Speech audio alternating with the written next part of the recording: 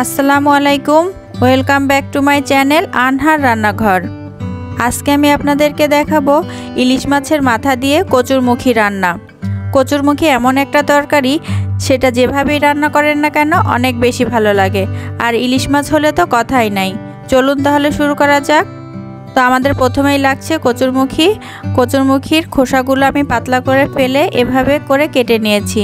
এখানে কাটার সময় খেয়াল রাখবেন সবগুলোর সাইজ যেন একই রকম থাকে। তো এখন আমি কড়াইতে দিয়ে দিলাম পরিমাণ মতো তেল। এখানে দিয়ে দিচ্ছি 2 টেবিল চামচ পেঁয়াজ বাটা, 1 টেবিল চামচ রসুন বাটা, হাফ চা চামচ আদা বাটা, 1 চা চামচ হলুদের গুঁড়া, লবণ স্বাদ মতো এবং 1 চা চামচ মরিচের গুঁড়া। এখন এই সব মশলাগুলো আমি তেলের মধ্যে ভালোভাবে ভেজে নেব। ভাজা হয়ে গেছে। মশলাটা ভালোভাবে ভাজার পর আর একটু পানি দিয়ে আমি আবার মশলাটা কষিয়ে নেব। এই যে মশলাটা ভালোভাবে কষানোর পরে ইলিশ মাছের মাথা ছোট ছোট টুকরা করে কেটে রেখেছিলাম, সেটা এখানে দিয়ে দিলাম। এখন এই মশলার সাথে মাছগুলো ভালোভাবে কষিয়ে নেব।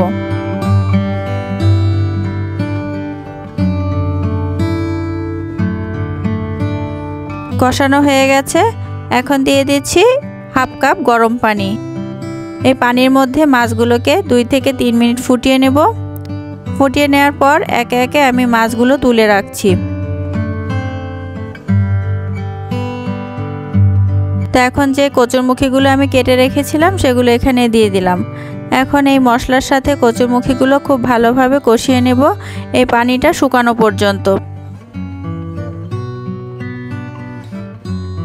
ভালোভাবে কষানো হয়ে গেছে। এখন আমি এখানে অ্যাড করছি পরিমাণ মতো গরম পানি।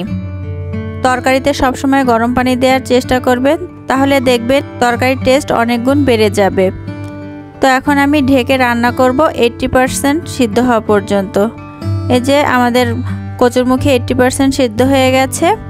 এই অবস্থায় আমি যে মাছগুলো তুলে রেখেছিলাম সেগুলো এখানে দিয়ে দিলাম। এখন এটাকে রান্না করব পুরোপুরি সিদ্ধ হয়ে যাওয়া পর্যন্ত।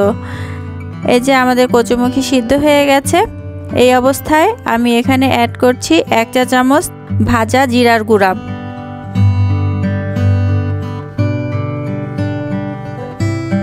এখন পরিবেশনের পালা। এভাবে ইলিশ মাছের মাথা দিয়ে কচুরমুখী রান্না করলে অনেক বেশি ভালো লাগে। আপনারা বাসায় ট্রাই করে দেখবেন।